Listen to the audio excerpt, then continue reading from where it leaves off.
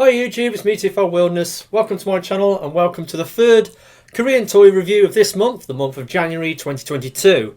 Yeah, so this year I've decided to, well, for the start of this year I've decided to buy 3 Korean toys a month for the next couple of months until I finish off the Hello Carbot Season 11 Samba toy line. So earlier in this month I did reviews on Hello Carbot Samba Redweiler and Hello Carbot Bear Hider, who isn't a Samba bot, but he's also part of the Season 11 Carbot roster.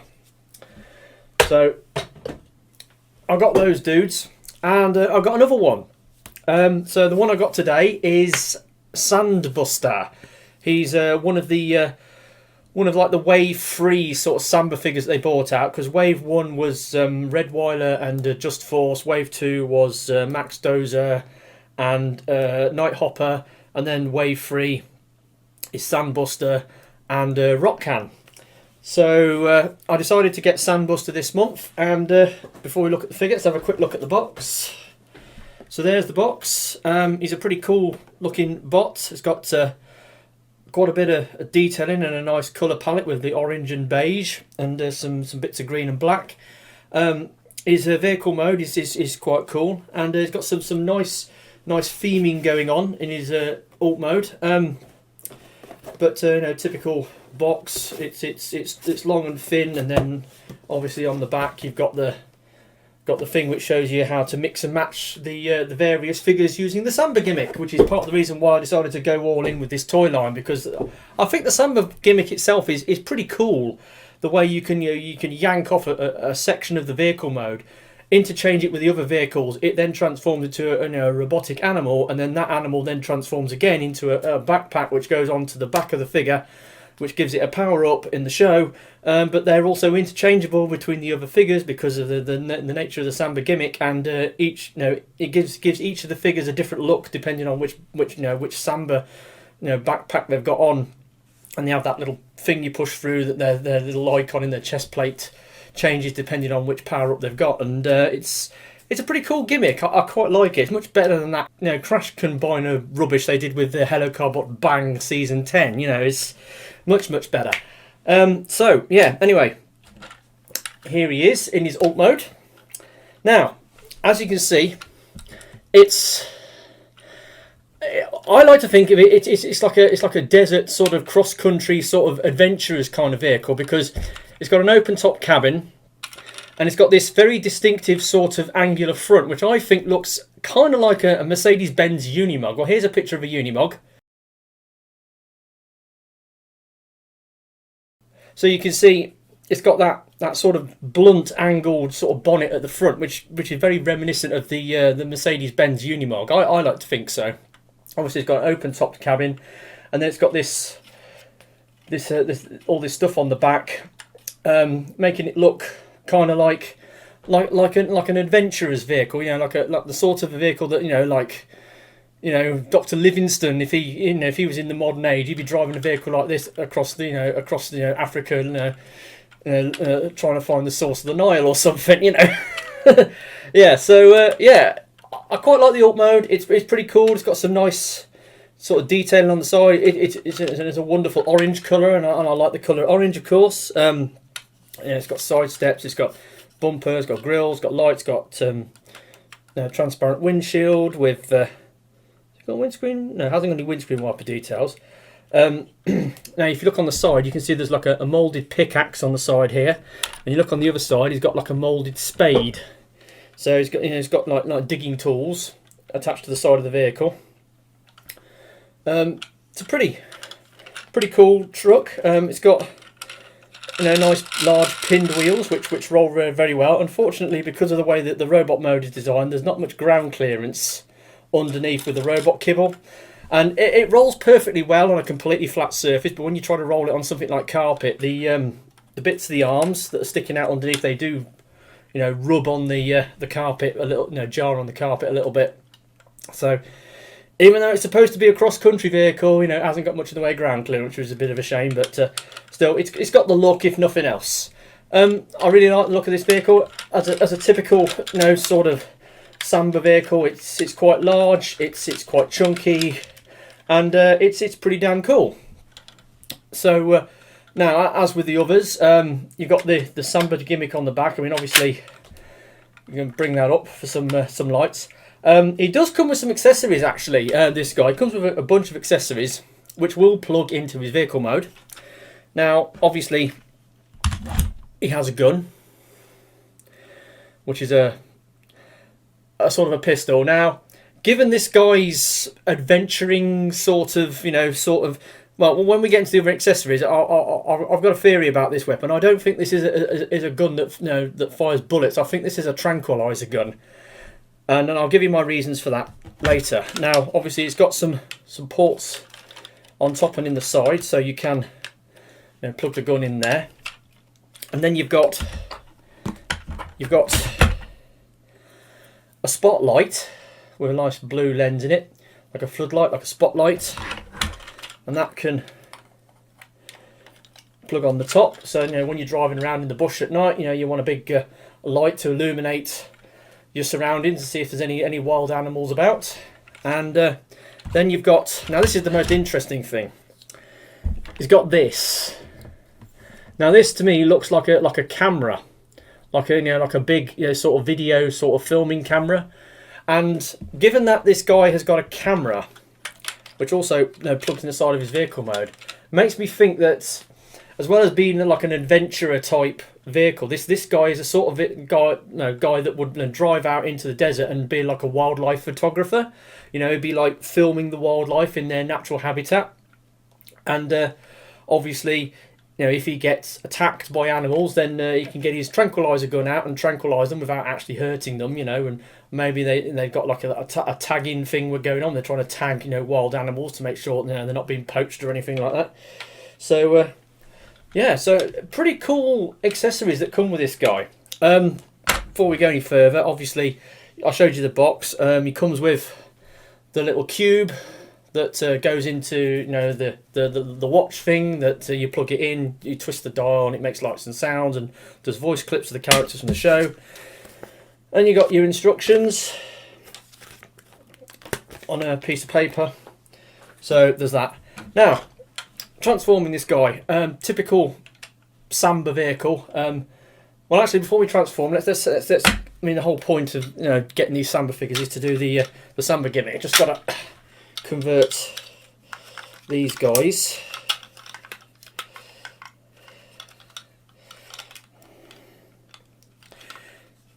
Right.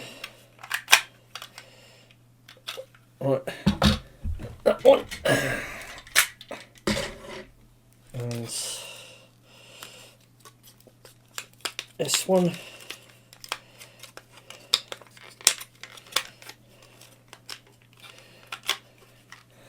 Right, so take the accessories off. So, like I said, the whole, well, one of the points of the Samba gimmick, being a Samba character, this thing off on the back unplugs and it comes off, and then if you so wish, it leaves you with this, sort of like crop top, sort of Jeep thing, if you want to go doom bashing or anything like that, Yeah, so you can turn it into a fire engine. There you go. Turn it into like a Unimog fire appliance, or you can turn it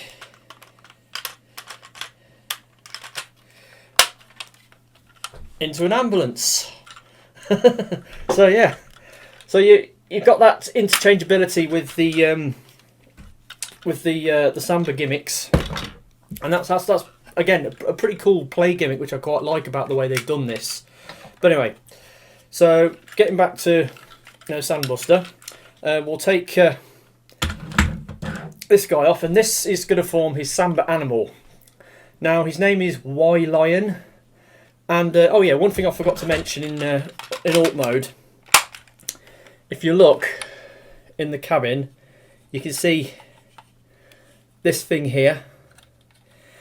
That is the it's like it forms a gear stick in the cabin of the vehicle mode, but when you pull the Samba animal off, it's actually the tail of the Samba animal, which I think is pretty cool. It actually forms a gear stick in the alt mode. That's pretty decent. Right, so here we have Y Lion, transform Y Lion. It's quite easy. You fold these beige coloured panels out to the side, and then you pull out the legs, rear legs, front legs,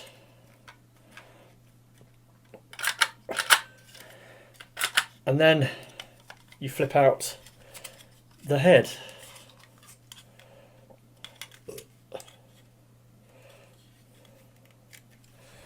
And there we have Y Lion in the Samba animal in his robot, his animal mode, his Samba animal mode, and pretty cool actually. And like I said, he's got some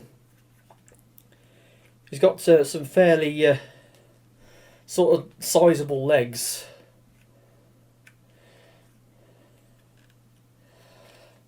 Which have a little bit of articulation to them, and I suppose you could, move them in and out. The lion head, you can sort of move up and down, but obviously because of the Samba gimmick, it's got this big gaping gap here. But it's still, it looks pretty cool, I think. Does it look like a lion? Kind of. I mean, obviously it's got the orange plastic here, which is supposed to be the main of the beast mode, and he's got, like I said, a little tail which which forms a gear stick on the alt mode, which is pretty cool. But yeah, he's pretty cool. But that's Y Lion, the lion, and like I said, this guy it actually forms a decent looking animal, unlike this guy from Red Wilder.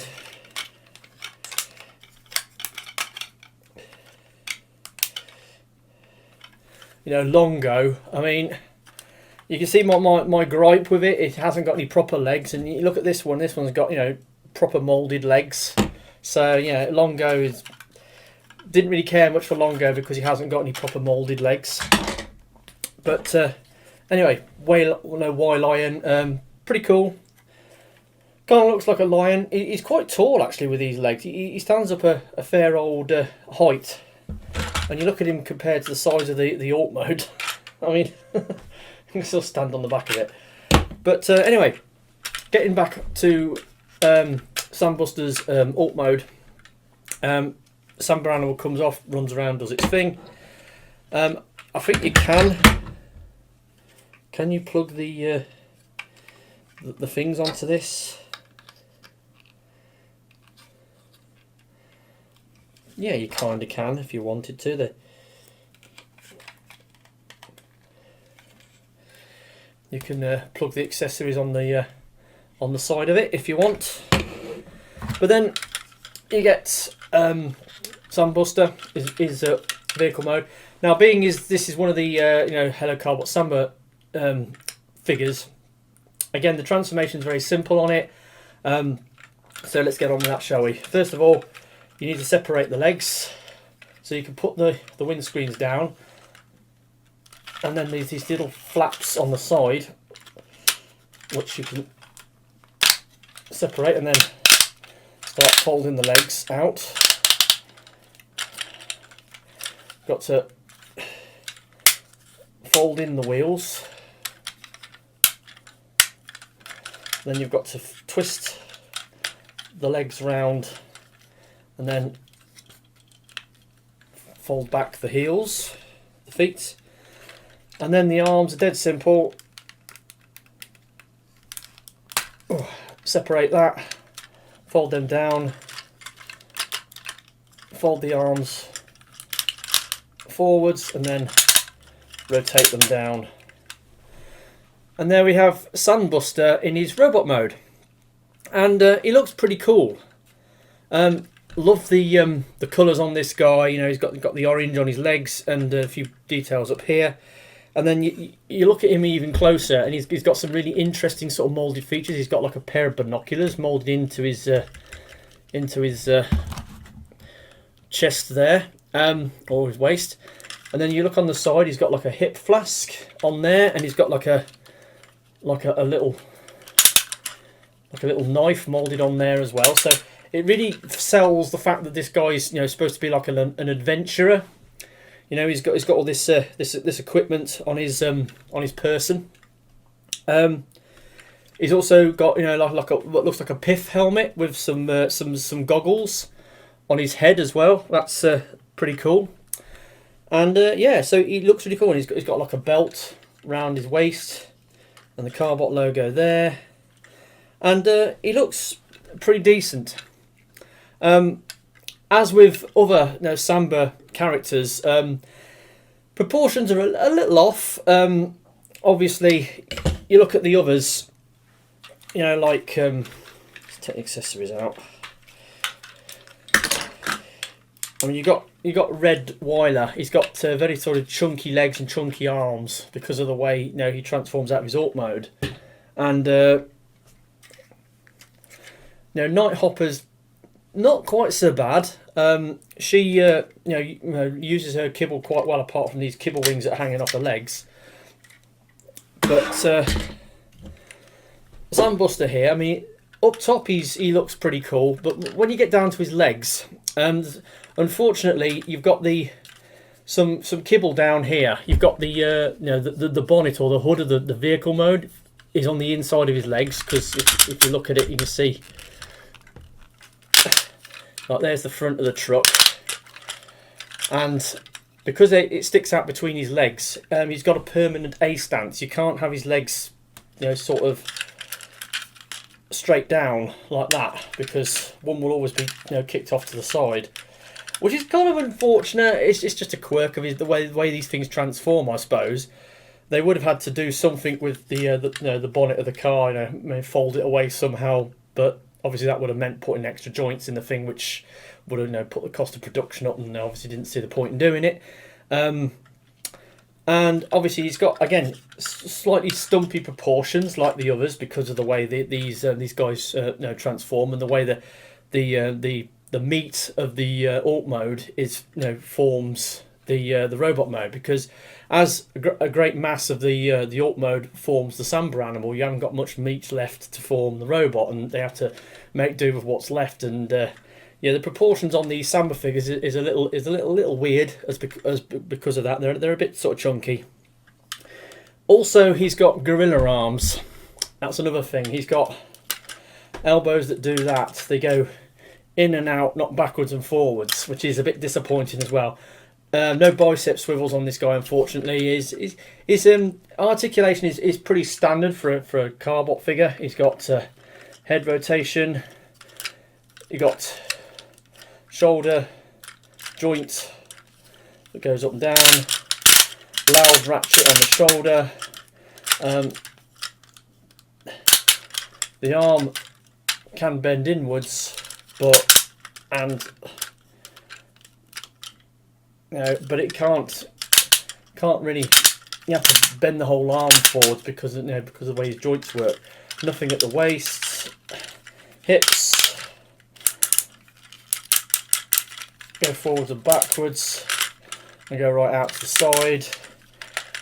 Got 5 swivels because that's pretty much standard fare on a Carbot figure, and he has got very deep knee bends because of the way of the transformation. But like I said, because he's got this chunk in between his legs, he has a permanent A stance. He can't put his legs together very well. The feet transformation joint folds forwards. So yeah, somewhat hampered articulation on this guy because of the way he transforms, being like a Samba figure. He looks pretty cool though. I like the detailing on this guy. However, there is something I do want to say about this before I go any further.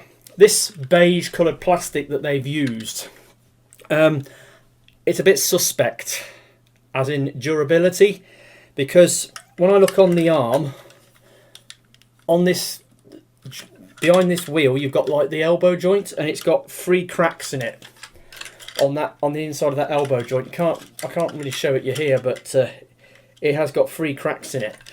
And this beige plastic looks super shiny, super glossy, and it reminds me of some plastic that my where is he using here?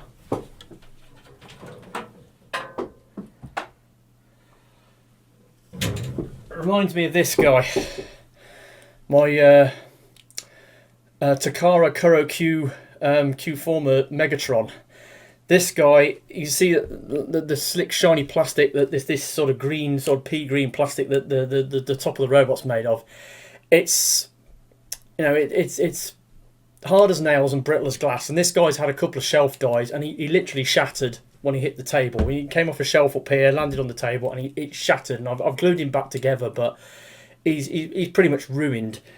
And the beige plastic on this is making me feel the same way. I don't know what the durability is going to be like on it, but it looks highly suspicious. It reminds me a lot of the plastic on this guy. Don't know why, it just does. So I'm a little worried about the plastic that this guy's made of. So I've got to be careful when I'm messing around with him, else he might break. But I'm probably just, I don't know why mine's got cracks on the elbow joint over here. I don't know why it's got that. But anyway, that's just something I've noticed on this guy, and one of the little detracting points on it. But anyway, so the figure. Quick size comparison. There he is next to Nighthopper. There he is next to Redweiler.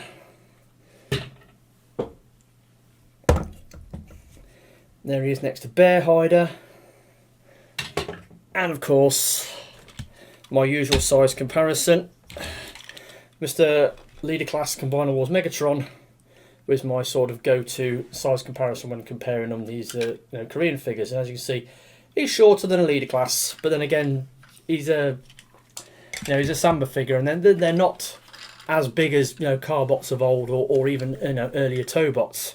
In fact, both the Carbots and the Toybots line seem to be scaling their figures down. I mean, we saw that in the season 9 with the Pentastorm X figures. They were slightly smaller, apart from Storm, who was massive, but then again, he was a Carbot combiner. Anyway, so Samba gimmick time. Y-Lion does transform into Samba Chunk to give him a power up. So sort of fold those up like that. Fold the other legs up, fold them round, and then you plug him on the back, and then you fold down the head, and then flip them down, and there we have, and the final thing, there we go, now he's powered up. So you've got the little gimmick there, which is a staple of these Samba figures.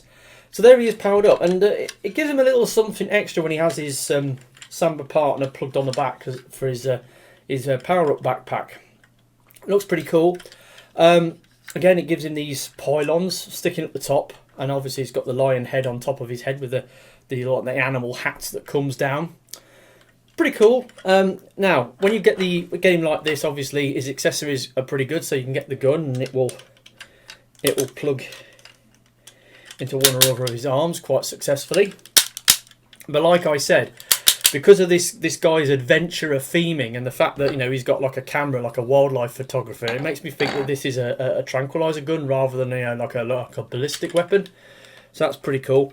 But you're supposed to put these things up here.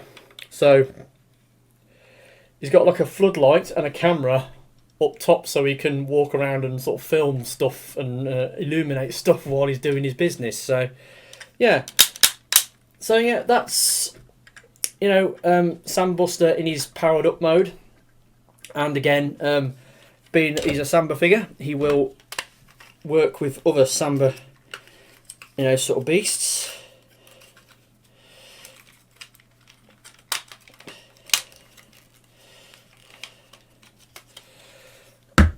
So take Y Lion off, and then put MView Bird on.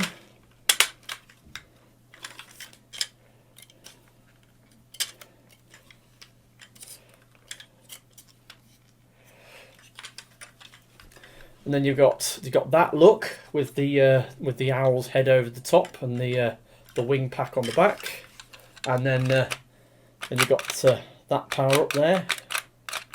See, and then Longo.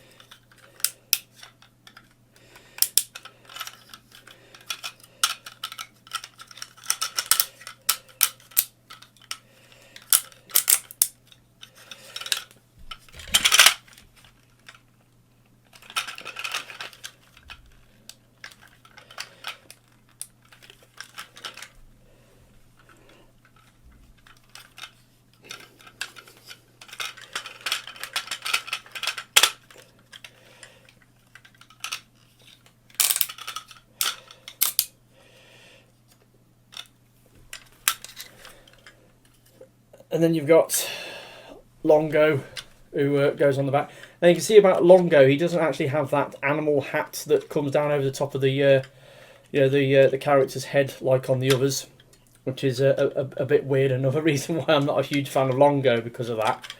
But anyway, yeah. So you can see you can plug that on as well. So the interchangeability with these things is pretty cool. And yeah, so that's the main reason why I've decided to go all out with this toy line, because of that the swappability with between the the Samba beasts and the various figures. So it's a pretty cool gimmick, and I really like it, and I decided to get all the figures from this line because of it. So anyway, Sandbuster, what do I think? He looks pretty cool. I like I like his Orc mode. I like his robot mode. For the most part, he's got some lovely colours going on. He's got some nice sort of adventurer theming going on. Samba animal's pretty good. It's a shame he's got this thing with the kibble on the inside of his legs, so he's he can't stand bolt straight up. He has to have a permanent A stance. And I'm a little bit suspect on this beige coloured plastic, because I've got some cracks appearing on one of the elbow joints. That, and he's got gorilla arms. So yeah, he's not perfect. He's got some minor faults, but he's a pretty cool looking figure all the same. And out of all the figures, this was the one I was probably, well, apart from Night Hopper, this was the one I was probably most looking forward to getting out of the bunch. So I've got him now, and he was the third and final Korean bot I managed to get this month. I am buying 3 more Samba characters next month, so I'll be finishing off the basic sort of Samba figures, and then moving into March, it's going to be the combiner. It's going to be King Guider. Yeah. Oh boy. Yeah, that's going to be expensive. So yeah, that's been me, TFL Wilderness. Hopefully you've enjoyed this video. My end of month bot haul's coming in a couple of days' time, if you care to watch that. So with that said, I've been TFL Wilderness. I'll catch you all next time. Goodbye.